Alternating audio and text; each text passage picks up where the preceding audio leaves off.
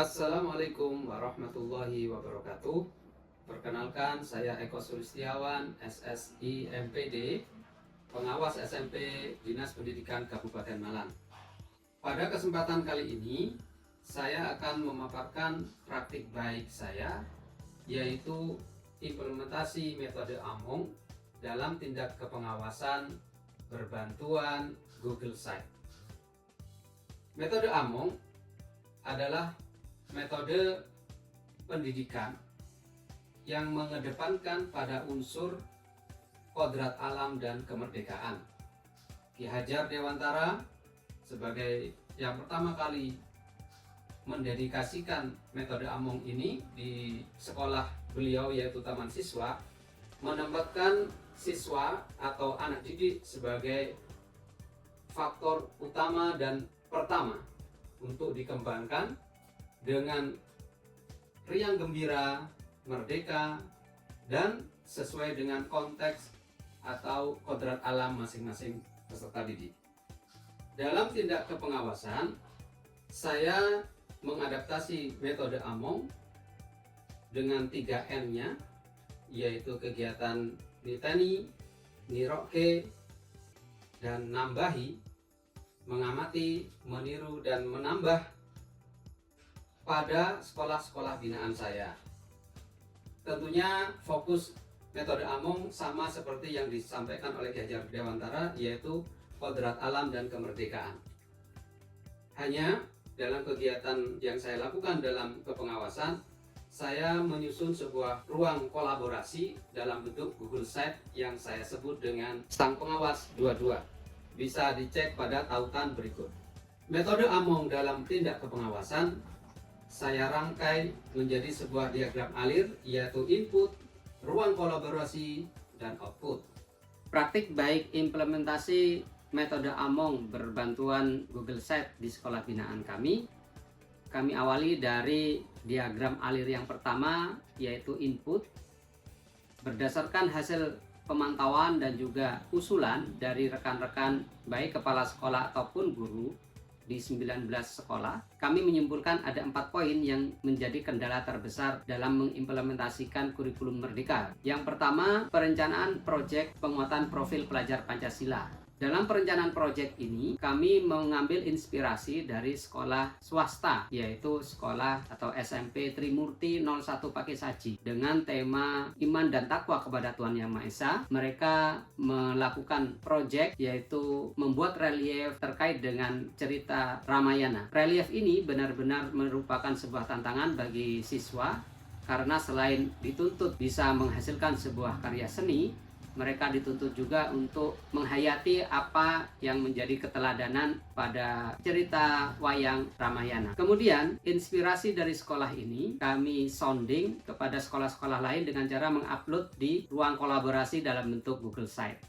Dan ini menghasilkan inspirasi yang serupa di sekolah-sekolah lain dengan tema yang berbeda. Seperti di sekolah SMP Muhammadiyah 11, mereka membuat tema iman dan takwa kepada Tuhan Yang Maha Esa dalam bentuk lomba pildacil atau pemilihan dai cilik. Berikutnya, perencanaan proyek P5 yang juga kami imbaskan, yaitu dari SMP Kristen Pamerdi. Rata-rata sekolah melaksanakan proyek P5 dengan tema suara demokrasi, itu adalah pemilihan ketua OSIS. Tetapi di sekolah ini sedikit berbeda karena tema suara demokrasi dirupakan dalam bentuk kami butuh ZOS atau zona selamat sekolah. Ini menunjukkan bahwa semua stakeholder di sekolah tersebut menyuarakan bersama-sama butuhnya ZOS di lingkungan sekolah mereka.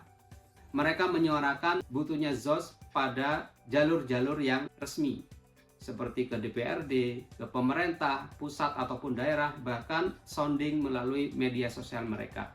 Sangat menarik untuk diimbaskan.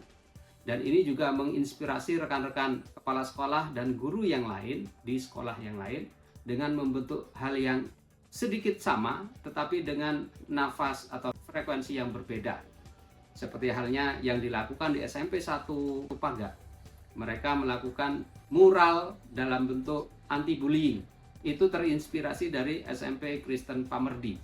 yaitu menyuarakan aspirasi melalui berbagai sumber, termasuk bullying, mereka suarakan lewat media sosial ataupun lewat coretan-coretan di tembok-tembok di belakang sekolah. Kendala kedua yaitu penguasaan kompetensi digital yang dirasakan pada hampir semua sekolah. Ini kami ambil sebuah pendekatan yang sedikit lebih ofensif, yaitu dengan melaksanakan IHT di beberapa sekolah yang kami pandang perlu untuk lebih melejitkan kompetensi digital mereka. Caranya yaitu kami berkolaborasi dengan sekolah binaan yang sudah lebih dulu memahami kompetensi tersebut untuk kita ajak kolaborasi dengan sekolah-sekolah lain. Misalnya terkait penyusunan e-raport ataupun optimalisasi aksi nyata di PMM. Kita mengundang guru ataupun operator yang sudah memahami sebelumnya, kita imbaskan di sekolah-sekolah yang menurut kami ini butuh support. Sebagai contoh, SMP Negeri 2 Pakisaji, kita imbaskan ke beberapa sekolah, SMP 1 Paga, SMP 2 Paga, bahkan SMP swasta di Paga dan juga Pakisaji. Ketiga adalah tentang bullying. Konsep kampanye bullying dan juga penanganan kasus bullying yang dilaksanakan di Pakisaji, tepatnya di SMP Negeri 2, kami angkat menjadi sebuah tema untuk kita sounding bersama, karena kasus yang terjadi di sekolah ini sangat baik penyelesaiannya dengan melibatkan semua sektor. Nah, ini kita angkat. Bahkan di sekolah-sekolah yang lain akhirnya ini menjadi sebuah tema proyek P5 yang diwajibkan. Berikutnya, masalah yang banyak kami dapatkan baik dari hasil pantauan ataupun usulan dari rekan-rekan kepala sekolah dan guru adalah terkait dengan komunitas belajar. Berdasarkan surat edaran GTK nomor 4263 terkait dengan optimalisasi komunitas belajar, kami mengambil inspirasi dari SMP Negeri 2 Paga, di mana SMP ini yang paling dahulu mendaftarkan komunitas belajar di PMM. Dari pendaftaran komunitas belajar yang mereka beri nama Spanero Tangguh, ini kami sounding ke rekan-rekan sekolah yang lain, dan alhamdulillah sangat gayung bersambut.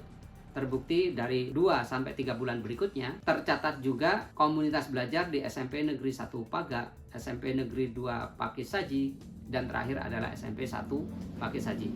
Bahkan di bulan ini SMP swasta se-Pakisaji mendirikan komunitas belajar antar satuan pendidikan yang mereka sebut dengan SMP Swasta Hebat.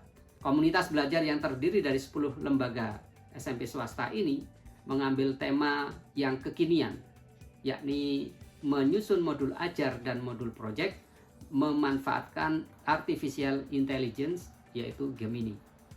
Hasil sounding ini kita tetap upload lagi ke Google Sheet, sehingga yang dilakukan rekan-rekan di wilayahnya akan diketahui oleh rekan-rekan lain di wilayah lain. Inilah fungsinya ruang kolaborasi. Pendidikan sesungguhnya adalah proses untuk meningkatkan nilai tambah, baik itu kompetensi secara pribadi ataupun kompetensi secara sosial. Kita tidak bisa sukses sendiri tanpa bantuan orang lain, sehingga lebih tepat ketika sukses dilaksanakan bersama-sama. Tidak ada orang yang sempurna, adanya adalah saling menyempurnakan. Wassalamualaikum warahmatullahi wabarakatuh.